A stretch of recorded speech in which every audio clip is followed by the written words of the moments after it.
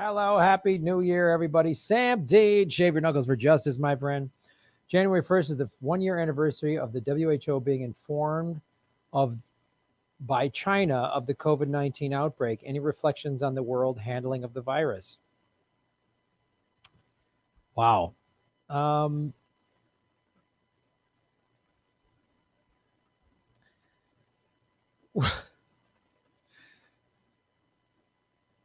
yeah, it has been a crazy year. I'm trying to think about where I was a year ago. It was New Year's Eve. A friend came in town. We went to this Christmas party with Ron. His fiance at the time, now they're married, was working. She was working in a bar. This all sounds like a million years ago, like all these things we can't do. And then we met up with the people from the band Fire Tiger at this. They knew of some party in the Hollywood Hills, this big fancy house that some record label owns. We went to this like Hollywood showbiz party, and there were some famous people there, and it had this balcony and this view of Hollywood and everything. It was really they had nice food, and it was pretty awesome. And I hadn't heard anything about COVID. I didn't know anything about it. We weren't even talking about it. Party, bunch of food, just food at a party. Everybody in a a room. There was some dancing. Then I think that same weekend, there was a no war with Iran protest that a bunch of us were at. I saw Abby Martin there and Mike Preisner and the Convo Couch and Jimmy, and we were all down there at this protest. I think Jimmy even spoke. I didn't start hearing about COVID till probably more into January. It was when I was on the road a lot in February that it was like, man, this is getting worse and worse. What's going on in Italy and China? And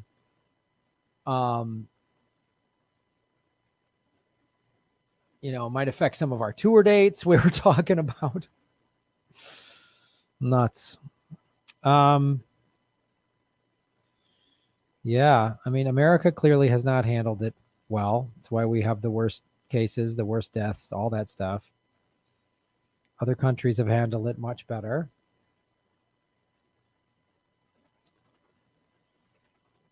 Isn't it funny, like when the whole shutdown thing happened in March, many of us, myself included, were like, oh man, this might last for 2-3 months. So it's kind of insane to think about where everything really is at right now. So yeah, this will be 2-3 months. And then Ron and I were like, boy, we better push back our March tour dates. We might have to push back our April tour dates. And then we were like, we better push back our May tour dates. And then in June, Ron and I canceled everything. So, yep. You're gonna have to wait another three-fourths of a year to get vaccinated. Yeah. In June, and it was in May when I was like, oh, the states, certain states are going to open up too soon. They're going to have to shut down. It's going to make, and in June, Ron and I were supposed to perform at the Zanies in Nashville, which is a great club. We had a date there in June, and we ended up not. It was an afternoon show, and on that date, that club was open, and they offered, you guys were open. The governor of Tennessee is going to open up. You guys can come here and do a show. And I was like, man, I don't know if that's a smart idea.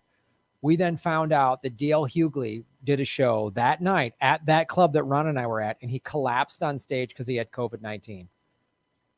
And that was when Ron and I went, dude, let's scrap all our tour dates. And this country is going to be so dumb. It's going to open up and close. This shit's going to happen for the next year. I just said in June, I said, this open close shit is just going to keep happening. And the numbers are going to spike. It's going to get worse in the winter. And here we are, California. All of the hospital beds in Southern California and Los Angeles and Orange County are maxed out. They're literally putting people in the gift shop. And the states that didn't have the stricter shutdown, everyone's hospitals maxed out. 3,000 people a day are dying. It's insane, man. It's insane. So it's probably at least late summer, early fall before like things are really opened up. Probably fall. So at least you're talking about 7 to 9 months. Yeah. Yep. Yep.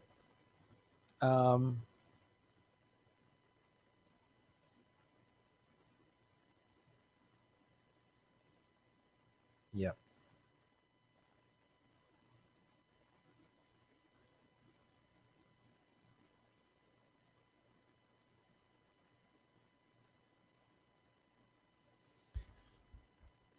Remember that 2020 wasn't just a bad year. It's the year the mask came off and the elites have decided to openly let you know that they want to kill and sacrifice you. Yeah. Yeah, that's the thing. It's like when people are like, oh, I can't wait for 2020 to be over. I'm like, you think all of the problems in the world, especially America, like all COVID did was just reveal all of the problems of America, specifically the toxic capitalism, a two-party system that just doesn't give a shit about you. It's all been revealed. You're an essential worker. We don't care if you die. Just keep working. We're not going to give you health care. We're not going to give you real wages or benefits or hazard pay or anything. We're going to give you $1,200, and now you're going to get $600. We can't even give you $2,000. We're still arguing over that, thanks to Mitch McConnell, who's just a piece of shit. So is Nancy Pelosi. Just awful. This country, the two parties, they hate you. That's what we learned.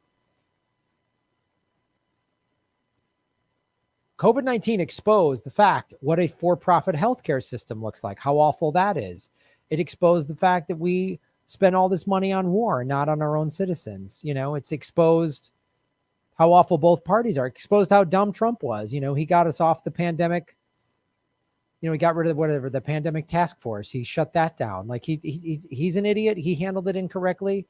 And the Republicans are morons, and so are the Democrats. I mean, I don't know if they're morons so much as they just actively don't care. They only care about their own profits. Billionaires have made record profits. Americans are lining up for food for hours. The biggest demand on food banks ever. 15 million people lost their health insurance on top of the 30 million who already weren't uninsured, who were uninsured rather. So we don't even know how many people don't totally have insurance right now, probably close to 60 million people. And we can't get Medicare for all. And when Jimmy gets mad about the fact we have an opportunity for Medicare for all, people get mad at Jimmy rather than the fact that 60,000 people die every year because they don't have health insurance. And more are dying now because of COVID-19. 30 million evictions. It just uncovered all of America's problems. It's racism, like the George Floyd, Breonna Taylor, Jacob Blake. That showed how awful our racism in our police departments, all that needs to be changed. There's been some positive moments in the sense that like the George Floyd stuff really unified a lot of people. It radicalized a lot of young people. It got more people, to become activists. Like it radicalized a lot of people. I mean, I was talking to one of my nieces and she was like in the streets in Portland and she's like, man, she's an activist, like it's radicalized a lot of people, which in the long run is a good thing. Tearing down the statues was a good thing, getting more people involved. And then we had to watch awful Joe Biden, so it's like, if you think people who think, oh, I just can't wait for this year to be over. If you think everything's going to change come midnight tonight, you're in for a rude awakening. My New Year's resolution is to take money from Big Kale. I'm selling out. Big Kale is too big to fail. Yes, you're right. But Graham, the stock market is doing great. That's the most important thing. Yes, yes. I know a bunch of us can't pay our bills, but as long as the stock market's great, that'll be fantastic. Thanks for watching, everybody. Please hit the like button, the subscribe button. Go to patreon.com/Graham Elwood and rockfin.com/Graham Elwood, where you can support the show. Also, I have a Bitcoin wallet, a Bitcoin Cash wallet, and an Ethereum wallet in the show notes. We're taking cryptocurrency. I have a Coinbase affiliation link. We're going to be getting on some other exchanges. So that's how you support the show. Make sure you hit the subscribe button. YouTube is unsubscribing us at an alarming rate.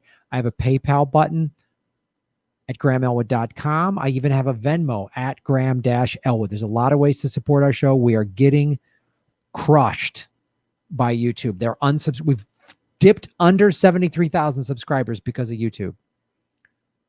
Thanks for supporting what we do.